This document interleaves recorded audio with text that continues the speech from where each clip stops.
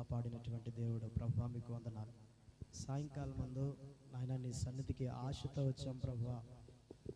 కొద్దిమందిమే కావచ్చు కానీ ప్రభువా మీరు మాతో మాట్లాడే దేవుడివి. మా ప్రార్థనలు మీరు ఆలకించేటువంటి దేవుడు ప్రభువా. మమ్మల్ని మీరు జ్ఞాపకం చేసుకోండి. మీ వాక్యం ద్వారాగా మీరు మమ్మల్ని బలపరచండి దేవా. మేము ప్రార్థన చేయటానికి వెళ్ళే ముందు ప్రభువా మీ పరిశుద్ధాత్మ శక్తిని మీ మాటల ద్వారాగా మీరు మాలో నింపండి. మీరు సహాయం చేయండి. ఆ బలహీనతలు కూడా తీసివేసి ఈ వాక్యం ద్వారా మీరు నన్ను ఆదరించండి. మీకే మహిమ చెల్లించుకుంటూ యేసుక్రీస్తు పరిశుద్ధ నామమున అడిగి వేడుకొని ప్రార్థిస్తున్నాను తండ్రి, ఆమేన్. చాలాసార్లు మనకి సుపరిచితమైనటువంటి వాక్య భాగమే, మనందరికి తెలిసిన మాటలే. అయితే మళ్ళీ మరొకసారి ఇందాక దేవుని మాటలు చదువుతూ ఉన్నప్పుడు ఎందుకో ఈ మాటలు నాకు కూడా కొంత అప్లై అవుతూ ఉన్నాయని చెప్పి నేను సరే కొన్ని మాటలు ధ్యానం చేద్దామని బైబిల్లో ధ్యానం చేసినప్పుడు ఇక్కడ ఒక విధవరాలిని గురించి దేవుడు వ్రాయిస్తూ ఉన్నాడు. ఈ విధవరాలి యొక్క క్యారెక్టర్ మనకు అందరికీ తెలిసిందే. సారెపతు అనేటువంటి ఆ గ్రామంలో ఈ యొక్క విధవరాలిని గురించిన సంగతులు మనకు అందరికీ తెలిసిన విషయాలే. అయితే ఈమెను గూర్చి చదువుతూ ఉండేటప్పుడు ఒక దైవజనుడికి ఆదరించినటువంటి ఆమె కుటుంబంలో ఒక దైవ సేవకుడిని చేర్చుకున్నటువంటి ఇంటిలో మొదటిది ఆ కుటుంబంలో తన కుమారుడికి ఒక అనారోగ్య పరిస్థితి ఏర్పడింది. ప్రాణం పోయేటంత, ఆల్మోస్ట్ ప్రాణం పోయినట్లే అంత అనారోగ్య పరిస్థితి ఆ యొక్క విధవరాలి యొక్క కుమారుడికి ఏర్పడింది. ఆ తరువాత అలా ఏర్పడిన తరువాత వెంటనే ఆమె ఏం చేసిందంటే దైవజనుడిని అపార్థం చేసుకోవడం ప్రారంభించింది. మొదట అక్కడ అనారోగ్యం ఏర్పడిన వెంటనే దైవజనుడిని, ఏలియాని, ఇంత గొప్ప దైవ సేవకుడిని అపార్థం చేసుకోవడం ప్రారంభించింది. అయితే దేవుడు చాలా గొప్పవాడు. ఆ అపార్థాలన్నిటి మధ్య దేవుడు ఏలియా ద్వారాగా ఒక అద్భుతాన్ని చేసినట్లుగా అక్కడ దేవుని వాక్యం చూస్తూ ఉంటాం. ఆ అద్భుతం చేసి ఆ కుమారుణ్ణి మరలా ఆ యొక్క విధవరాలికి ఆ ఏలియా అప్పగించింది. 4 సంగతులు అక్కడ అలా చాలా క్లియర్గా చదువుతూ ఉంటే మనకి అర్థం అవుతుంటాయి. సో మనం చదువుతున్నప్పుడు మనకు ఒక ఆలోచన వచ్చింది, అసలు ఇలాంటి కుటుంబంలో ఎందుకు ఇలాంటి సమస్య రావాలి అని నాకు కూడా అనిపించింది. నిజమే, దేవుడు ఎందుకు అనుమతించాడు అని కూడా మనం ప్రశ్నించుకోవాలి. ఎందుకు దేవుడు ఆమెకున్న ఆధారం కొడుకే, ఆ తర్వాత ఆమెను పోషించాలి అన్నా, లేకపోతే ఆమె తర్వాత తనని ఎట్లా చూసుకోవాలి అన్నా, చిన్న కుమారుడు తను ఇంకా పెరగాలి, పెద్దవ్వాలి, ఇంకా ఎన్నో సంగతులు ఉన్నాయి. ఆ కుమారుడు ద్వారా మాత్రమే ఆమె ఆదరించబడుతుంది. ఆమెకున్న ఆదరణ దేవుడు తీసేస్తుంటే, దేవుడు దానికి అనుమతిస్తూ ఉంటే, ఆమె ఆ పరిస్థితులు, ఆమె కలిగిన పరిస్థితులన్నీ చూసినప్పుడు ఎందుకు ఈమె జీవితంలో ఇలా చేయాలి? అసలు ఆమె చేసినటువంటి ఉపకారం చాలా గొప్పది తెలుసా? ఎవరు చేయలేదు. ఎందుకంటే మనకు 3 విషయాలు ఆమె కోసం తెలుసు. ఆమె చనిపోతా నాకు ఆ ఒక్క రోజుకే ఉంది, నేను నా కుమారుడు ఈ రోజుతో తిని చనిపోతాం అన్న టైంలో ఏలియా వెళ్ళి, అమ్మ కొంచెం నీళ్ళు ఇమ్మంటే నీళ్ళతో పాటు కాస్త ఏదన్నా తినటానికి నీ చేతితో తీసుకురా అంటే, అయ్యా కేవలం మా దగ్గర ఇంత పిడికెడు పిండి మాత్రమే ఉంది, ఇంకా దీంతో ఈరోజు మాకు ఆకలి తీర్చుకుంటామని చెప్పిన ఆమె తన ఆహారాన్ని దైవజనుడికి సాక్రిఫైస్ చేసినటువంటి గొప్ప భక్తురాలు. ఏలియా తెలుసో తెలీదో నాకైతే తెలియదు, కానీ ఆయన అడిగిన వెంటనే ఒకసారి అలా తేరు చూసింది. సర్లే అని చెప్పి మళ్ళా వెళ్ళి ఆ దైవ సేవకుడికి తన దగ్గర ఉన్న దాంట్లో తాను సాక్రిఫైస్ చేసి, త్యాగం చేసి ఇచ్చినటువంటి ఆమె. అంత మాత్రంతోనే అయిపోయిందంటే వెంటనే ఆ దైవజనుడు చెప్పినట్లుగా ఆశీర్వదించబడింది. ఈరోజు ఆమె ఎంత భక్తురాలు అంటే చాలాసార్లు ఆశీర్వదించబడిన తర్వాత తోసేస్తారు బయటికి. కానీ ఆమె ఏం చేసింది తెలుసా? తన ఇంటి మీద ఒక మేడ మీద ఒక గది ఇచ్చి, అయ్యా నువ్వు ఉన్నంతకాలం మాతోనే ఉండు అని చెప్పి ప్రతిరోజు అట్లా ఆయనకు కావలసిన ఆహార పదార్థాన్ని ఇస్తూ ఆమెతో పాటు ఆయన్ని పోషించుకుంటూ ఆమె ద్వారాగా ఆమె దీవుని పొందుతూ తన ఇంటి మీద ఒక షెల్టర్ ఇచ్చింది. ఆమె తన మేడ మీద ఒక షెల్టర్ ఇచ్చింది. ఆమె నాకు అనిపించింది వారి ఇంటి మీదే ఆశ్రయం ఇచ్చింది. దేవుడు వారిని ఆశీర్వదించిన తర్వాత, చాలే అయ్యా మరి ఇంతకాలం మీరు మాతో ఉన్నారు కదా, మీరు ఇంకెక్కడైనా ఏదైనా ఏర్పాటు చేసుకోవచ్చు కదా అని నోటి మాటతో అయినా కూడా తృణీకారంగా చెప్పినటువంటి మంచి భక్తురాలు. ఈరోజు అలాంటి భక్తులు అవసరమే దేవుని సంఘాల్లో. అలాంటి ఆమె జీవితంలో అన్ని మేలులు చేస్తుంది. అంత చక్కగా ఆ సేవకుడిని పోషించుకుంటూ, సేవకుడిని బాగా చూసుకుంటూ, తను షెల్టర్ ఇచ్చి ఆయన ద్వారా ఈమె లాభం పొందుతూ, ఆమె కూడా సకల గౌరవంగా ఆయన చూసుకుంటూ ఉన్న సమయంలో తన కుమారుడి విషయంలో ఆమెకు ఎందుకు ఇలా జరిగింది? మీరు కూడా ఆలోచించవచ్చు. నిజమే కదా తమ్ముడు, ఎందుకు ఇలా జరిగి ఉంటుంది? మనకి కూడా ఇలాగే జరుగుతున్నాయి. ఉదయకాలం లేచి ప్రభు సన్నిధిలో ప్రార్థన చేసుకుంటా, మన కుటుంబాల కోసం, సంఘాల కోసం, లేకపోతే వ్యక్తిగత జీవితాల్లో యథార్థతతో పరిశుద్ధతో బ్రతకాలని ప్రయాసపడుతూ పరుగులు పెడుతున్న జీవితాల్లో వచ్చే సిచ్యువేషన్స్ ఇలాగే ఉంటాయి. ఏదో దేవుడు నేర్పించాలనుకుంటాడు, మనకు తెలియంది దేవునికి ఏదో కావాలి అని అనిపిస్తుంది. అయితే నేను రాసుకున్నాను, ఇన్ని చేసిన ఆమెకు ఎందుకు ఇలా జరిగింది?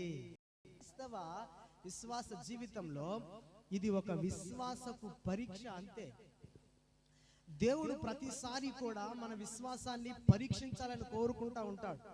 ఇప్పుడు ఆ విధవరాలిని కూడా దేవుడు పరీక్షించాలని కోరుకున్నాడు.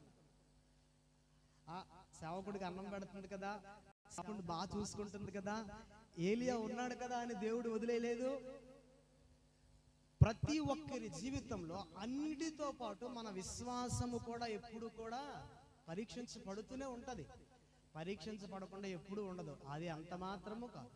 అందుకే బాగుంది, చాలా నెలలు అయిపోతున్నాయి, బాగా పోషించబడుతున్నారు, ఇప్పుడు ఆర్థికంగా బాగుంది, ఇరుగు పొరుగు వారికి ఇచ్చే స్థితిలో ఉన్నారు, ఆ పక్క వాళ్ళు ఈ పక్క వాళ్ళకి అడుక్కోవాల్సిన పరిస్థితి సాగుతున్నటువంటి కుటుంబాల్లో బాగుంది అనుకున్న టైంలో దేవుడు మన విశ్వాసానికి ఓ పరీక్ష పెడతాడు.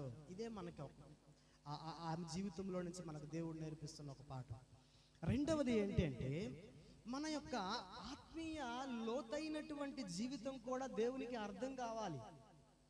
మనది తేలికపాటి భక్తి, లేకపోతే దేవుడు ఇచ్చాడు కదా అని చెప్పి ఉన్న దాంట్లో వారికి వీరికి సహాయం చేస్తూ నడిచిపోతుందా, లేకపోతే ఆ దైవజనుడికి కేవలం అంత మాత్రంతోనే సరిపెట్టుకుంటూ దేవుని వైపు ఆమె ఎంత భక్తి కలిగి బ్రతుకుతా ఉంది? దేవుడికి అన్నీ తెలియాలి లెక్కలు, దేవునికి తెలిసిన బయటికి రావాలి అవన్నీ. ఇక్కడ చదువుతా ఉంటే లోతైన ఆత్మీయ జీవితంలోనికి దేవుడు మనల్ని నడిపించాలి అంటే ఇలాంటివి ఎదురవుతా ఉంటాయి అని అనిపించింది. ఒకటి, విశ్వాసానికి పరీక్ష పెడుతున్నాడు. రెండవది, మన ఆత్మీయతను లోతైనటువంటి జీవితానికి దేవుడు నడిపించాలని కోరుకుంటున్నాడు. అక్కడక్కడ ఈరోజు భూమి మీద చాలా మంది చాలా పెద్ద పెద్ద వాళ్ళు కూడా చాలా భక్తి చాలా ఈజీగా వెళ్ళిపోతుంది. ఉదయం లేచాం, ప్రార్థన చేసాం, వెళ్ళాం, మనం పని చేసుకున్నాం, అది కాదు దేవునికి కావాల్సింది. ఇంకా దేవుడు ఏదో కోరుకోకుండా అంత పరిస్థితి ఆమెకు తీసుకొని రాడు. మన జీవితంలో కూడా నేను అనుకుంటాను, నాకు వచ్చే ప్రతి దాంట్లో కూడా దేవుడు నన్ను ఇంకా లోనకి ఏదో చెయ్యాలని నడిపించుకెళ్తున్నాడు. నా విశ్వాసంలో నేను పక్కకు వెళ్ళిపోకుండా, డ్రిఫ్ట్ అయిపోకుండా, నా విశ్వాసాన్ని స్థిరమైన విశ్వాసంగా ప్రజల ముందు కనపరుచుకోవాలి. లేకపోతే నా ఆత్మీయత ఈ సిచ్యువేషన్లో ఇంకా బాగా డీప్కి వెళ్ళాలి, ఇంకా లోతుకి వెళ్ళాలి. దేవుడు అది చూడాలనుకుంటున్నాడు. ఆమెలో కూడా అది చూడాలనుకున్నాడు. అంతవరకు ఆమె భక్తి జీవితం గురించి బైబిల్లో ఎక్కడ రాసిలేదు. ఆమె ఎంత భక్తురాలో తెలియదు, దేవుడిని ఎంత ఘనపరుస్తుందో తెలీదు, దేవుని మీద ఎంత విశ్వాసం ఉందో ఆమె గురించి రాయలేదు. కేవలం ఒక చిన్న పని ఆమె చేయడం ద్వారా జీవ గ్రంథంలో ఆమె రాయించబడింది. కానీ ఈరోజు దేవుడు ఆ తర్వాత ఆమె యొక్క విశ్వాస జీవితాన్ని ప్రజలందరి ముందు ఆమెకు కూడా తెలియడం కోసం ఒక సిచ్యువేషన్ ఆమె కుటుంబంలో దేవుడు కలిగించాడు. మూడవది చూస్తే, క్రైస్తవ జీవితంలో ఆధ్యాత్మిక అవగాహన, చింతన రావాలి. ఆమెకు అంతవరకు ఉందో లేదో మనకు తెలియదు, ఇప్పుడే ఇవన్నీ బయటకు వస్తాయి. ఎందుకంటే ఒక అనారోగ్య పరిస్థితి తన కుమారుడికి ఏర్పడినప్పుడు ఆమె, ఎందుకంటే ఆ దైవజనుడికి మేలు చేయడంతోనే సరిపెట్టుకుంటే సరిపోదని దేవుడు ఆమె యొక్క విశ్వాసపు స్థాయి యొక్క పరిమాణాన్ని దేవునిలో పెరగాలి, అది ఎంతో ఈరోజు తెలియాలి అని చెప్పి ఒక పరీక్ష పెట్టాడు. ఆమె జీవితాన్ని దేవుని వైపు ఆధారపడేలా చెయ్యాలి అనుకున్నాడు. రెండోది. మూడవది, తన జీవితాన్ని, రేపు దైవజనుడు వెళ్ళిపోతాడు, ఏలియా ఉండడు, వెళ్ళిపోయిన తర్వాత ఆమె పరిస్థితి ఏంటి? అందుకే దేవుడు తన వైపుకు మళ్లించుకుంటున్నాడు ఆ విధవరాలు. శాశ్వత కాలం ఆ దైవజనుడు ఆమెతో పాటు ఉండడు. దేవునికి తెలుసు టైం అయిపోయింది, ఇంక దీని తర్వాత సీన్ మారిపోతుంది, ఏలియా వెళ్ళిపోతాడు. అందుకనే ఏలియా వెళ్ళిపోయే ముందు ఆ యొక్క విధవరాలి యొక్క కుమారుడికి జరిగిన ఆ యొక్క అనారోగ్య పరిస్థితులను బట్టి 3 విషయాలు ఆమె జీవితంలో దేవుడు కోరుకుంటున్నాడు. విశ్వాసం ఆమెలో పెరగాలి, దేవుని గురించిన అవగాహన దేవుని మీద ఆధారపడాలి, దేవుని వైపు ఇప్పుడు ఆమె జీవితం మళ్ళాలి. దైవజనుడిని పక్కన పెట్టింది, ఇప్పుడు దేవుని వైపు ఆమె జీవితం మళ్ళాలి. అందుకనే ఈ పరిస్థితి ఏర్పడినప్పుడు దేవుడు అనుమతించినప్పుడు ఆమె ఎలా స్పందించిందంటే ఇప్పుడు 18వ వచనంలో మాట రాశారు. ఆ 18వ వచనంలో ఏ మాట రాశారు? ఆమె ఏలియాతో, దైవజనుడా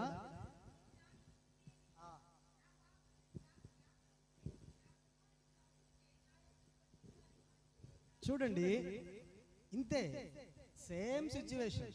ఎక్కడ చూసినా బైబిల్లో దేవుడు రాయించినట్టు ఎన్ని వేల సంవత్సరాల కింద జరిగిందో, అది మొదటి రాజుల గ్రంథం అంటే అది ఎప్పుడో రాజులు ఆ పాత నిబంధనలో ఓల్డ్ టెస్ట్మెంట్లో జరిగిన వందల సంవత్సరాల క్రితం. ఇక్కడి నుంచి చూసుకుంటే ఇంకా వేల సంవత్సరాల క్రితం, దాదాపు ఒక 3000 4000 సంవత్సరాల క్రితం జరిగిన సంగతులు అవన్నీ. అక్కడ కూడా సేమ్ సిచ్యువేషన్. అనారోగ్యం వచ్చిందంటే పరిస్థితి కొంచెం తారుమారయ్యేసరికి అపార్థానికి వెళ్ళిపోతుంది. ఆ సేవకుని గొప్పతనం ఈమెకు తెలుసు కదా. ఆమె అడిగే విధానం చూడండి, ఆమె అభ్యర్థన ఎలా ఉందో తెలుసా? అభ్యర్థించాల్సిన ఆమె అపార్థం చేసుకుంటుంది.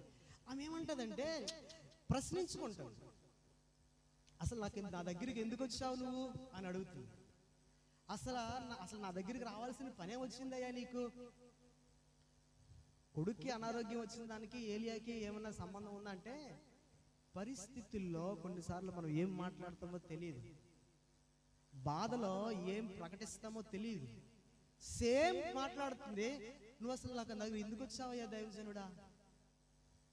అసలు నా దగ్గరికి రావాల్సిన అవసరం వచ్చింది నీకు అని చెప్పుకుంటూ తనని తాను కూడా నిందించుకుంటుంది. నేను పాపిని నిందించుకుంటుంది, తనని తాను నిందించుకుంటుంది. అంత మాత్రమే కాదు కానీ దైవజనులను కూడా నిందిస్తుంది. తాను నిందించుకుంటుంది, దైవజనుడిని సేవకుడిని కూడా నిందిస్తుంది. దేవుడిని కూడా ఆ టైంలో సరిగా అర్థం చేసుకోలేకపోతుంది. చాలా విచారకరమైన పరిస్థితి అండి. ఇవన్నీ నేటి సమాజంలో జరుగుతున్నవే. అపార్థం చేసుకోవడంలో ఎన్ని ఉంటాయంటే అన్ని ఉంటాయి. నేటి సమాజంలో ఇవన్నీ జరుగుతున్నాయి. దైవ సేవకుడిని అక్కడ అపార్థం చేసుకుంటుంది, ఈమెని నిందించుకుంటుంది, ఈమెని తిట్టేసుకుంటుంది. కొడుకు విషయం బాధలో ఏం మాట్లాడుతుందో తెలియట్లేదు, కనీసం దేవుని వైపుకు తిరగట్లేదా? ఈ మాటలన్నీ చూస్తూ ఉంటే, ఇంత సిచ్యువేషన్ జరుగుతుంటే ఏలియా దగ్గరికి వచ్చి అలా చెప్పినప్పుడు ఏలియా ఎంత కోపగొట్టుడైనా కూడా ఎంత చక్కగా స్పందిస్తున్నాడో. ఏలియా రోషం కలిగిన దైవజనుడు కదా. ఏలియా కోపం వచ్చిందంటే ఆకాశం నుంచి అగ్ని వచ్చేస్తుంది. ఆయన అంత కోపం ఆయనకి అసలు మరి ఊరుకోడు అనమాట. అవసరమైతే కత్తి కూడా పట్టుకుంటాడు ఆయన, అంత రోషం కలిగినటువంటి దైవజనుడు. కానీ ఈ విధవరాల దగ్గరికి వచ్చినప్పటికీ అసలు నువ్వు ఎందుకు వచ్చావయ్యా, అసలు ఏం జరుగుతుంది చూస్తున్నావు కదా అని ఆమె నిందిస్తుంటే దైవజనుడు అద్భుతంగా ఒక మాట పలికాడు. ఒక కింద చదువుతారు 19వ వచనంలో. అతడు ఎంత మంచి మాట అంటే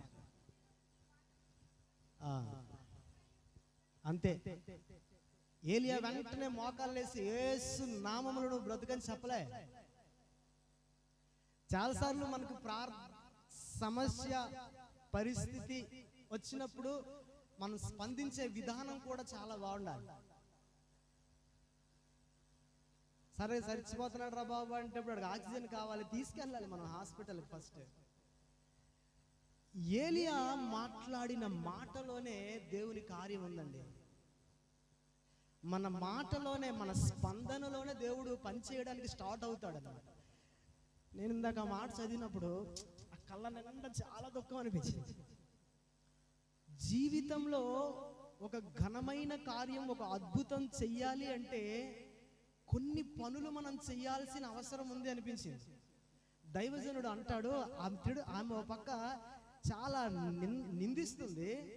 అమ్మా నీ బిడ్డను నా చేతికి ఇవ్వమ్మా అంటున్నాడు ఆయన. అంతవరకు ఆమె ఒళ్ళో ఉన్నాడు కదా, ఆమె ఒళ్ళో ఉండే మాట్లాడుతుంది. చూసావా నా పరిస్థితి ఎలాగుందో, నా కొడుకు ఎలా అయిపోయాడో, నా కొడుకు ఇంకా చనిపోయి అయిపోయింది, ప్రాణం పోయే పరిస్థితి అయిపోయింది. మీరు అసలు మా ఇంట్లో ఉన్నారు కానీ మాకేం సుఖం అన్నట్లుగా ఉంటే దైవ ఆమె బాధను, ఆమె వేదన చూసి ఆయన అంటాడు, అమ్మ నా చేతికి నీ బిడ్డని. ఏమండి, ఇది ఒకటేనండి. ఈరోజు ఒక అద్భుతం జరగాలంటే ఈ చెయ్యి దేవునికి ఇవ్వాల్సిందే, అంతే. అందులో పెద్ద సీక్రెట్ ఏమీ లేదు. చాలాసార్లు నేను కూడా అనుకుంటాను, నా జీవితంలో నేను నేర్చుకున్నంతా ఇదే, దేవునికి ఇచ్చేద్దాం, దేవుడే చూసుకుంటాడు. మా అబ్బాయికి 10th క్లాస్లో మ్యాథ్స్ ఎగ్జామ్లో కళ్ళు తిరిగి పడిపోవడం, వామిటింగ్స్ అయిపోవడం, వాడు పాస్ అవుతాడని గ్యారంటీ కూడా లేదు. నేను అనుకున్నాను పర్లేదులే, రాగానే కనిపెట్టాను, గేట్ దాటాడు లేదో, చెమట్లో బాడీ స్వెట్టింగ్, ఏం కాదు పర్వాలేదు, నువ్వేం టెన్షన్ అవ్వకు. జీవితంలో ప్రతి అపజయం వెనక దేవుడు విజయాలను దాచి ఉంచుతాడు. జరగాల్సిందని ఎవడు ఆపేది ఏం లేదు. ఇప్పుడు టెన్షన్ అయిపోతున్నాడు రిజల్ట్ అనేసరికి. ఏం కాదు, ఎలాగొచ్చినా నాలా తండ్రి ఉన్నాడు కాబట్టి నీకు టెన్షన్ ఏం లేదు, నీకేం పర్లేదని చెప్తాను. కానీ వాళ్ళ టెన్షన్ వాళ్ళకు ఉంటుంది, నలుగురు ఏమంటారేమో, నో ప్రాబ్లం. జీవితం అనేది ఎట్లా ఉంటుంది అంటే, ఆమెను ఆయన అంటున్నాడు, నా చేతికి నీ బిడ్డని ఇవ్వమ్మా అంటున్నాడు. ఏమండి, ఇస్తే కార్యం జరిగిపోతుంది అంతే. ఇదే నేర్పించాలనుకుంటున్నాను. భవిష్యత్తులో కూడా మనందరం నేర్చుకోవాల్సింది ఏమనంటే అప్పగించడమే. అప్పగిస్తే దేవుడు చేసే కార్యం గొప్ప అద్భుతం. రెండవది అంటాడు, ఆమెను అడిగి ఆ చేతికి బిడ్డనిమ్మన్నప్పుడు ఆమె కూడా చాలా మంచిది. ఫస్ట్ నిందించింది, ఆ తర్వాత తీసుకో అయ్యా అంటాను.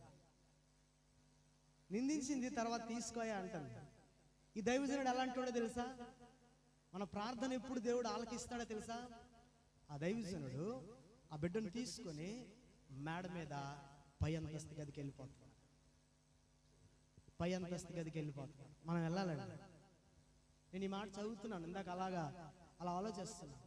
ఎందుకు ప్రభువా, వాళ్ళ ఇంట్లోనే చేయొచ్చు కదా, అక్కడే చేయొచ్చు కదా, అడిగినంబటే చేయొచ్చు కదా. ఆ ఏలియా ఏంటి చేస్తున్న కార్యాలు ఏంటి అలాగున్నాయి? నాకు అర్థం కాలేదు. అంటే ఆ అనుమతి కావాలి, నీ ఇష్టం కావాలి. నీ అభ్యర్థన ఎట్లా ఉన్నా నీ ఇష్టం కావాలి, నీ అనుమతితో దేవుడు నీకు కార్యం చేస్తాడు. అది నిందించినా పర్లే, ఏమన్నా పర్లే. దేవుడిని మనం ఎన్నిసార్లు తిట్టుకొని ఉంటాం, నేనైతే ఎన్నిసార్లు తిట్టుకొని ఉంటాను. జరిగిన ప్రతిసారి ఏదో ఒకటి అనుకుంటుంటాం. కానీ దేవుడు అనుమతి కోరుతున్నాడు. నువ్వు రా, నీకు నేను సాయం చేస్తాను, నువ్వు వెళ్ళు, నీకు నేను సాయం చేస్తాను.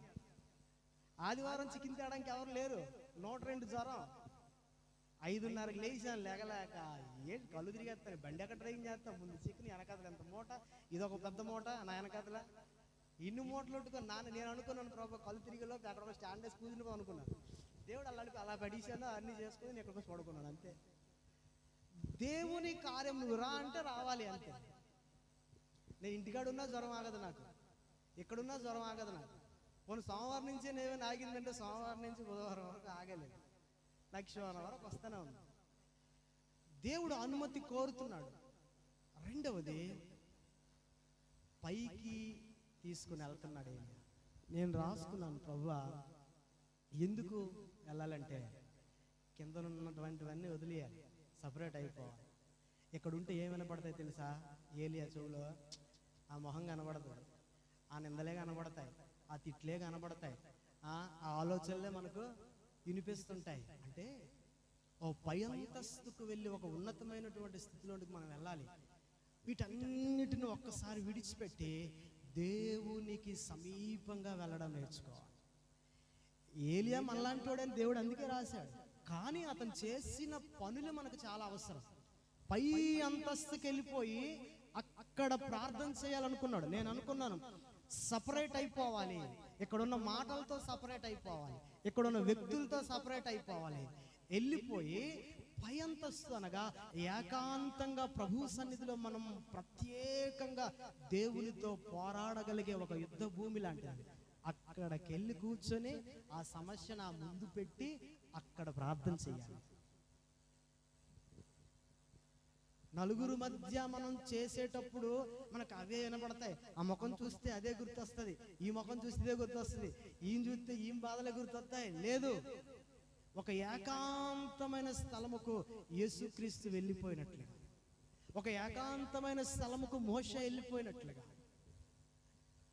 మనం కూడా ఆ ఉన్నతమైన స్థితిలోనికి వెళ్ళి ప్రార్థించగలిగినప్పుడు మరణమును సైతం జయించగలిగిన గొప్ప జవాబు అక్కడ ఇచ్చాడండి దేవుడు ఏలియాకు. చూశాడు ఏలియా చేసిన ప్రార్థన ఎలా ఉంది తెలుసా? ఏకాంత స్థలానికి వెళ్ళాడు, పై లెవెల్కి వెళ్ళాడు. క్రింద చూస్తే మరణం ఉంది, మరణాన్ని దాటి తీసుకెళ్ళాలి. ఇప్పుడు పైన జీవం కనబడుతుంది. వెళ్ళి అక్కడ ఏం చేశాడు తెలుసా? నా దేవా, ఒక్క మాట అన్నాడండి, నన్ను చేర్చుకొనిన ఈ విధవరాలను స్పందించాడు. దేవుడు ఏది మిస్ చేయడండి, ఏది మిస్ చేయడు. ఆ విధవరాలు చేసిన పని ఏంటో దేవుడు మెన్షన్ చేశాడు. ఎవరు చేర్చుకోవట్లే ఏలియాని. ఎందుకంటే పాత దుప్పటి, ఒక కర్ర, బాగా గెడ్డం పండిపోయి, ఎంత మేసాలు, ఎంత జుత్తులు, చీకిపోయిన మనిషిలాగా బయటికి వెళ్ళిపోతుంటే, బక్క చిక్కిపోయి ఉన్న మనిషిని ఈ వీధిలో వెళ్ళిపోతుంటే ఎవడు చేర్చుకోడు. ఆ దైవజనుడు రాస్తున్నాడు, నన్ను చేర్చుకొనినా ఈ విధవరాని. దేవుడు అన్యాయస్తుడు కాదు. ఎంత మంచి సేవ కూడా తెలుసు. ఆయన నిందించిందా? ఆయన ఏం పట్టించుకోవట్లా, నిందించినా పట్టించుకోవట్లా. ఆయన మనస్సులో ఏముందంటే, బాధలో ఉందిలే, ఆమె అట్లా మాట్లాడుతుంది అనే ఉద్దేశమే ఉంది. కానీ అంటాడు, నా దేవా యెహోవా, నన్ను చేర్చుకొని ఈ విధవరాలిని జ్ఞాపకం చేసుకో. దేవుని సేవకుల్ని చేర్చుకున్న ఏ ఇంటిని కూడా దేవుడు వదిలిపెట్టడండి.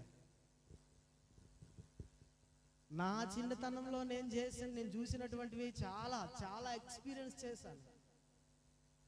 ఎంతమంది వందల మంది దైవ సేవకులను మా ఇంట చేర్చుకున్నాం. దేవుడు మమ్మల్ని అట్లానే పోషించాడు, ఇప్పటికీ పోషిస్తున్నాడు. ఇప్పటికీ మా అమ్మ పార్వతీపురంలో ప్రతిరోజు మందిర నిర్మాణం కోసం వెళ్తుంది. ప్రతిరోజు 2 నెలలు బట్టి పై అంతస్తుకి వెళ్ళి కింద నుంచి ఇటుకలు ఇసుక మోసుకొని పైన బిల్డింగ్ కడుతున్నారు.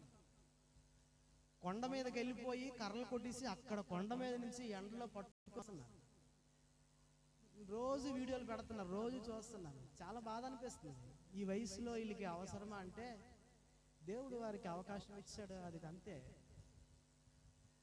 ఒక్క పనోడు లేకుండా, ఒక్క కూలోడు లేకుండా చర్చిలో ఉన్న వాళ్ళతో మాత్రం ఇంత బిల్డింగ్ ఉంటుంది. దీని మీద కొంచెం పెద్ద ఉంటుంది, కింద ఆల్రెడీ ఉంది, పైన వేసుకుంటున్నారు. కింద నుంచి పైకి ఎలా చేస్తున్నారా నా మధ్య అయితే పోయిందండి. రోజు మా అమ్మకి ఇంటికి వచ్చింది, ఆయన నడునొప్పి వస్తుంది, కానీ వెళ్తుందని తప్పదు. ఈ రోజు కూడా వెళ్ళింది. ఈ రోజు నుంచి 8 రోజులు అక్కడే ఉంటారు. ఆ చర్చి ఓపెన్ అయ్యి అక్కడ ప్రార్థన చేసుకొని 8 రోజులు మీటింగ్లు పెట్టుకొని అదంతా ఓపెన్ చేసుకొని కొత్త మందిరాన్ని 8 రోజులు అక్కడే ఉంటారు, వంటలు చేసుకోవడానికి. అసలు ఇదంతా ఏంటంటే, నన్ను చేర్చుకొనిన ఆ విధవరాలిని దేవుడు జ్ఞాపకం చేస్తాడు. అక్కడ రాజా ఆ విధవరాలు ఆ నన్ను చేర్చుకున్న ఆ విధవరాలను అతను స్పందిస్తూ తన మనసు మీద పరుండి పెట్టుకున్నాడు. ఆ అబ్బాయిని 3 సార్లు ప్రార్థన చేస్తాడు. ముమ్మారు పారదేశ అతని మీద పడుకొని ప్రార్థన చేశాడు. దేవుడు సమాధానం ఇచ్చినంత వరకు అతను ప్రార్థన చేశాడు. అప్పుడు ఏం చేశాడు తెలుసు? అప్పుడు దేవుడు ఆ ప్రార్థన అంగీకరించాడు. ఊరికే సాధారణంగా అక్కడ అద్భుతం జరగలే.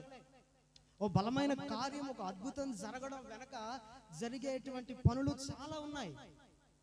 ఓ అద్భుతం ఎట్లా చేస్తాడు? అప్పుడు యెహోవా ఏలియా ప్రార్థన ఆలకించి అతని ప్రాణాన్ని మరలా దేవుడాగును. అబ్బా, ఎంత మంచి కార్యం! మరణమును జయించగలిగింది ఏమిటి అంటే, ఇదిగో ఏలియా చేసిన ప్రార్థన మాత్రమే కాదు, మరణమును జయించగలిగింది ఏంటి అంటే, విధవరాలు చేసిన పనులు కూడా అక్కడ మరణాన్ని జయించగలిగాయి.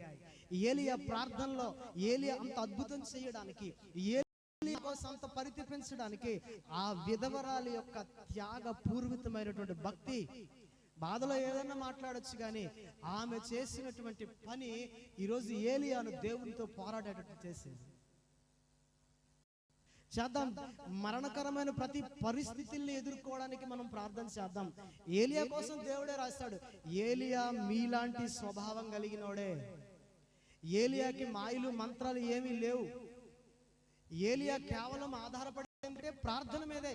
ఏలియా అంత శక్తిమంతుడైతే 3 సార్లు ఎందుకు ప్రార్థన చేయాలి? ఏలియా చేసినంతనే కార్యం చేయాలి, 7 సార్లు ఎందుకు ప్రార్థన చేయాలి? ఏలియా ఎందుకు 7 సార్లు వెళ్ళి ప్రార్థన చేస్తున్నాడు, 3 సార్లు వెళ్ళి ప్రార్థన చేస్తానంటే మనలాంటి వాడే ప్రార్థన చేస్తున్నాడు, కార్యం జరగట్లేదు. మళ్ళీ వచ్చాడు, మళ్ళీ చూశాడు, మళ్ళీ ప్రార్థన చేస్తున్నాడు, కార్యం జరగట్లేదు. ఈసారి మళ్ళీ సంపూర్ణంగా దేవుని దగ్గరికి వెళ్తున్నాడు. అతని మీద పడి తన జీవాన్ని మొత్తం దారిపోసి ప్రార్థన చేస్తాడు. కర్మేలు పర్వతం మీద మొదటిసారి చేస్తున్నాడు, 2 సార్లు చేస్తున్నాడు, 3 సార్లు చేస్తున్నాడు. సమాధానం పొందుకునేంత వరకు తన విశ్వాసాన్ని వదిలిపెట్టలేదు, ప్రార్థనను వదిలిపెట్టలేదు. అప్పుడు ఎప్పుడైతే బాగుపడ్డాడో ఆ కొడుకుని తీసుకుని, అమ్మ ఇదిగో నీ కొడుకుని అప్పగిస్తున్నాడు. ఎంత మంచి ఆశీర్వాదం. ఒకటే ఇప్పుడు ఆమె అంటున్న మాట ఒకటి చదివి మనం ముగించేస్తాం. 17 లాస్ట్ మాట. ఆ స్త్రీ ఏలియాతో, నీవు దైవజనుడివై ఉన్నావనియు నీవు పలుకుచున్న యెహోవా మాట నిజమనియు ఇందుచేత నేను ఎరుగుదును అనెను. దేవుడు కోరుకున్న ఆమె జీవితంలో దేవుడు ఏదైతే కోరుకున్నాడో దేవుడు చూశాడు ఇప్పుడు ఆమెను. ఇందాక దైవజనుడు అంటుంది, అయ్యా నీ వల్లే, నువ్వెందుకు వచ్చావు అంటుంది. ఐ నో, ఇప్పుడు అంటుంది ఆమె, నాకు ఇప్పుడు తెలిసింది. ఎట్లా తెలిసింది? నాకు ఇప్పుడు తెలిసింది. నీ విశ్వాసం ఏంటి ఇప్పుడు అర్థమైంది, నీ మాట ఏంటో అర్థమైంది, నా దేవుడు ఏంటో అర్థమైంది. దేవుడు ఏం చూడాలనుకోండి తెలుసా? ఇప్పుడు దైవజనుడు వెళ్ళిపోయినా పర్లే విధవరాలు, ఆమెలో విశ్వాసం పెరిగిపోయింది. ఇప్పుడు దైవజనుడి మీద ఇక పూర్తిగా నమ్మకం పెరిగిపోయింది, దేవుని మీద ఆధారపడడం కూడా పెరిగిపోయింది. నాకు తెలిసిపోయింది అయ్యా నీ మాట ఎలాంటిదో, నా దేవుడు ఎలాంటోడో ఐ నో అంటుంది. ఇందాక ఆ మాట లేదు. అందుకే నేను రాసుకున్నాను, మొదట దేవుడు ఆమెలో విశ్వాసాన్ని పెంచాలి, దేవుని మీద ఆధారపడేటట్లు చేయాలి, దేవుని సేవకుని యొక్క మాట ఏంటో చెప్పాలి, తెలియాలి. ఆమెలో తిరిగి దేవుని వైపు ఆమెను ఆకర్షించాలి. చాలా విషయాలు దేవుడు నాతో మాట్లాడుతున్నాడు. నేను అందుకే రాసుకుంటూ, ప్రభువా ఆ జీవితంలో అనారోగ్య పరిస్థితి అపార్థం చేసుకోవడానికి కాదు, కానీ ఆ జీవితంలో అద్భుతాన్ని చేయాలనుకుంటున్నాం. ఎట్లా చేస్తాడు దేవుడు అంటే, ఆ జీవితాన్ని ఆయన చేతికి ఇవ్వాలి, నా జీవితాన్ని ఆయన ముందు పెట్టాలి, నేను దేవునితో పోరాటం చేయాలి, ప్రభు సన్నిధిలో ప్రార్థించాలి, విశ్వాసంతో ముమ్మారు ప్రార్థించాలి. దేవుడు నా జీవితాన్ని నాకు తిరిగి అప్పగిస్తున్నాడు, సంపూర్ణ ఆరోగ్యంతో అప్పగిస్తాడు, సంపూర్ణ స్వస్థతతో అప్పగిస్తాడు. అప్పగించినప్పుడు నాకు అర్థమవుతుంది, అవ్వా నీ శక్తిమంతుడు, నువ్వు శక్తిమంతుడు అనే మరలా నేను ఎరుగుది నేను చెప్పగలుగుతాను. అట్టి ప్రార్థన మనం కూడా చేద్దాం. 20 నిమిషాలు మనం అందరం ప్రార్థన చేద్దాం. దేవుడు తన సేవకుని క్షేమంగా రేపటి దినం మన మధ్యకి తీసుకొచ్చేలాగా ఈ రాత్రికి వస్తారు. బాబు కోసం కూడా ప్రార్థన చేద్దాం. అందరి కోసం మనం పరిస్థితులన్నీ కూడా, బయట కూడా చాలా మంది, నిన్న ఒక షాప్కి వెళ్తే ఆడు తెగ దగ్గి తుమ్మేసి ఇస్తాడు. ఏమంటే నాకు ముక్కు పని చేయట్లేదు సార్, నాకు వాసన 20 రోజులు బట్టి రావట్లేదు అంట. చంపేశారా బాబు, ఈ మరి కరోనాలో కూడా ఇలాంటివి లేవు, నాకు ముక్కు పని చేయట్లేదు అంటాడు. ఎంత జండు బాబు కాదు, ఏది పెట్టా పని చేయలేదు అంటండి ఆ సీన్ కొట్టుకెళ్తే. బాబా ఎంత పరిస్థితులు బయట దారుణంగా ఉన్నాయి. మా ఆవిడ నాకు 4 టేస్ట్ పోతుంది ఈ మధ్యన అంటాను. ఏంటి అంటే ఏదో ఒక వైరస్ మొత్తానికి జిల్లా మొత్తం తిరుగుతుంది, అది ఎక్కడ ఎవరికి తగిలినా ప్రమాదమే. కాబట్టి వాటిలో నుండి దేవుడు మనల్ని భద్రపరచాలి. నాకైతే ప్రాణం పోయొద్దు అనుకున్న ఒక రాత్రి అయితే, టాబ్లెట్ డోస్ ఎక్కువైపోయింది, అన్ని టాబ్లెట్లు వేస్తాం, గుండె పని చేయట్లేదు సరిగ్గా, తిరుగుతున్నాను ఇంట్లో, ఈయన లేపితే కంగారు ఎత్తిపోతారు. అంత పరిస్థితుల మధ్య కూడా దేవుని సన్నిధిలో మైండ్లోనే ప్రార్థన, నోటితో పెదవులు కూడా పలకట్లేకపోతున్నాయి, ఉమ్ము కూడా దిగట్లేదు. ఇలాంటి పరిస్థితులు దేవుడు అనుమతించినప్పుడు మనం చేయాల్సింది ఒకటే, ముమ్మారు ఏలియా ప్రార్థన చేసినట్లుగా మనం ప్రార్థన చేద్దాం. అన్ని విషయాల కొరకు, అందరి కుటుంబాల కొరకు త్వరగా ప్రార్థన చేద్దామా? ఒక ఇద్దరు కలిసి ప్రార్థన చేయండి. చివరిలో నేను ప్రార్థన చేస్తాను.